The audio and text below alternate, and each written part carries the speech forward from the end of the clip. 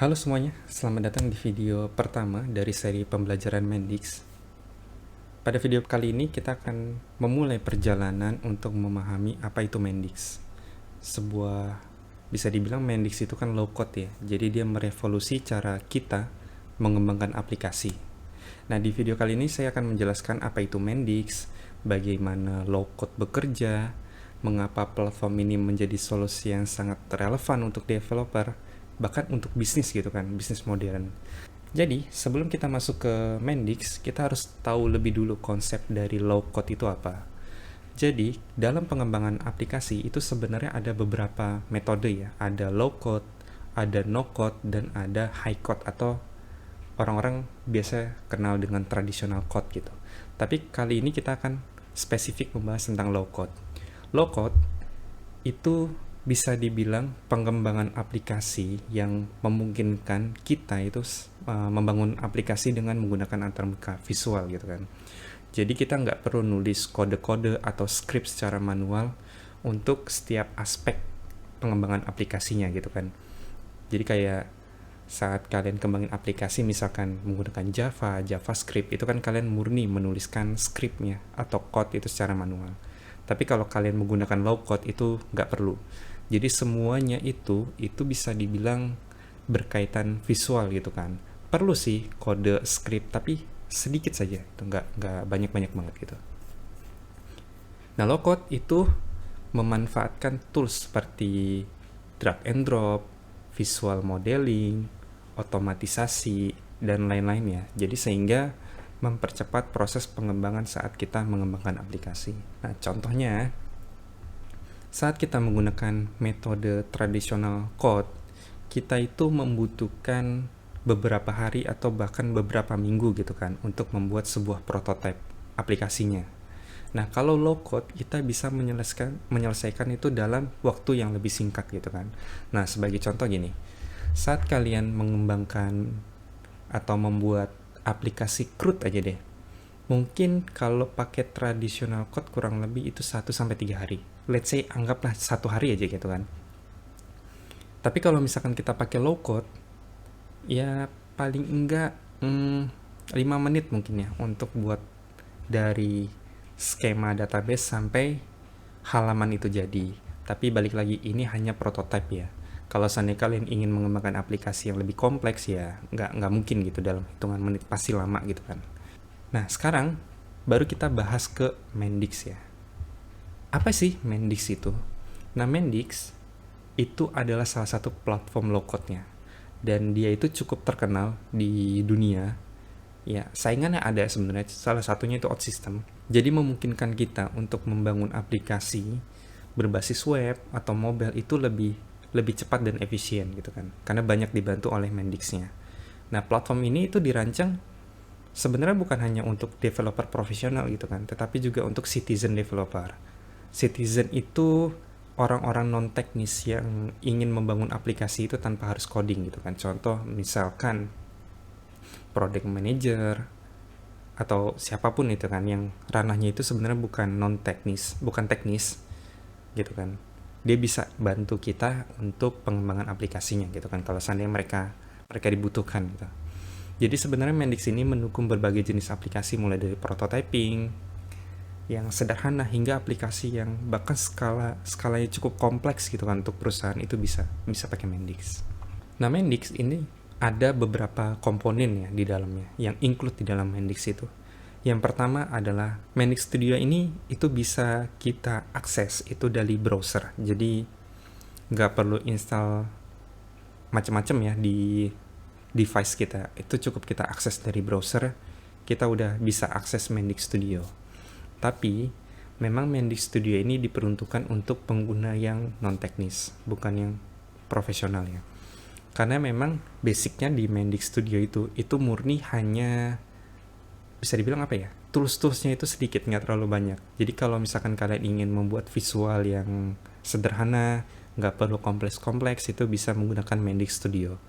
Nah, cuman saya lupa ya dari versi berapa, Mendix itu udah menyarankan atau merekomendasikan kita itu untuk menggunakan Mendix Studio Pro yang ada Pro-nya ya. Nah, Mendix Studio Pro itu apa sih?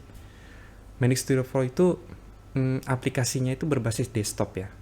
Jadi memungkinkan kita itu sebagai developer atau pembangun aplikasinya gitu, itu bisa membangun aplikasi itu lebih kompleks. Sama fiturnya, drag and drop, tapi dia lebih kompleks. Ya, salah satunya kita bisa membuat logika yang lebih kompleks ketimbang Mendix Studio, bisa memasukkan script, misalkan kayak Java, atau mungkin kalau di mobile React Native, atau di webnya itu React.js, itu bisa ya di sana. Jadi kita bisa custom di sana. Terus yang ketiga adalah Mendix Cloud.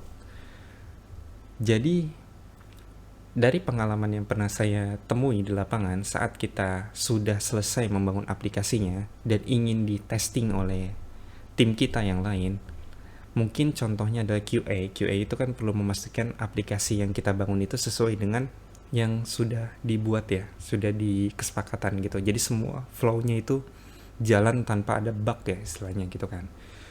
Nah, kalau misalkan tim-tim lain ingin ngetes, ya paling nggak ada dua opsi. Yang pertama mereka install di laptop masing-masing, atau yang kedua kita sediakan satu buah server dan kita install di sana gitu kan, supaya teman-teman atau tim kita yang lain yang mau testing itu bisa ngetes gitu kan.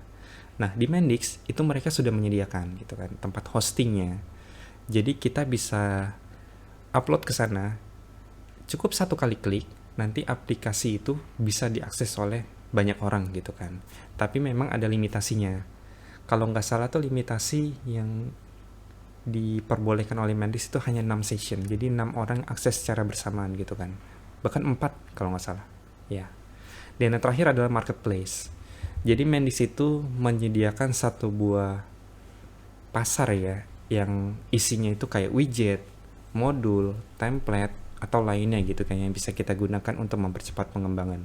Entah itu dari Mendix yang langsung, atau dari orang-orang yang komunitas ya, yang memasukkan widget mereka atau modul mereka ke dalam marketplace-nya Mendix, kayak gitu. Nah sekarang pertanyaan adalah kenapa harus Mendix gitu kan? Mungkin Anda bertanya-tanya gitu kan, kenapa harus Mendix? Dan kenapa Mendix itu cukup populer di dunia ya? Ada beberapa alasan. Yang pertama adalah, kalau kita lihat dari kecepatan pengembangannya, seperti yang saya bilang tadi, saat kita membuat CRUD ya, aplikasi CRUD, itu paling nggak kita butuh waktu 1 hari untuk mengembangkannya gitu kan. Sedangkan kalau pakai Mendix, itu cukup 5 menit, itu sudah jadi ya. Dari skema database-nya sampai pembuatan visualnya gitu kan, UI-nya gitu kan, itu udah jadi. Makanya itu Mendix itu bisa mempercepat pembuatan aplikasi sampai dengan 10 kali lebih cepat dibandingkan metode tradisional. Itu yang pertama.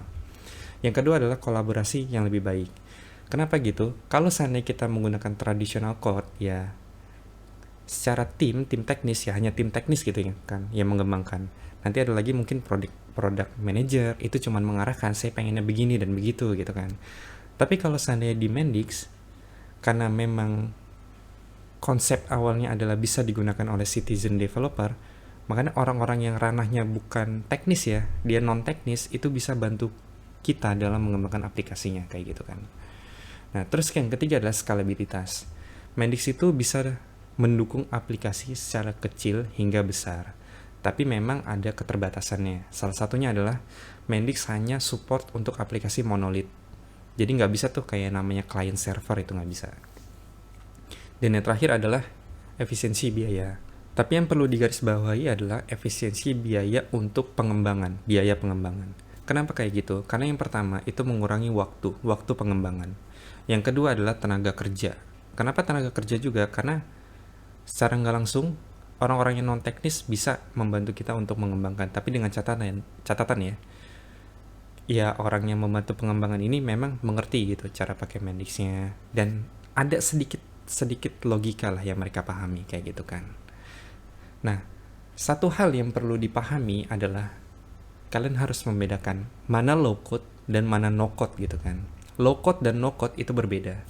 Nah, kalau low code itu membutuhkan sedikit coding untuk logika yang lebih kompleks. Jadi, kalau kalian mengembangkan aplikasi dengan low code, kalian tetap harus punya logika ya. Jadi, pengembangan aplikasi tetap menggunakan logika. Sedangkan no code itu nggak perlu. Jadi, benar-benar semuanya itu visual. Contoh kayak Wix deh. Kalau kalian buat website dari Wix itu kan cuma drag and drop, kayak saya pengen taruh teksnya di kanan atas, saya pengen taruh gambar di tengah-tengah misalkan, itu semuanya visual dan drag and drop gitu kan. Sedangkan kalau low code itu ada logika yang kita tanamkan di sana gitu, kita bisa menanamkan logika. Contoh, kalau seandainya saya pengen buat pertambahan, kalau angka A ditambah angka B itu hasilnya berapa. Nah, makanya itu contoh logika yang bisa kita tanamkan di Mendix. Itu contoh sederhananya aja ya. Contoh pada praktiknya kita bisa lebih kompleks daripada itu.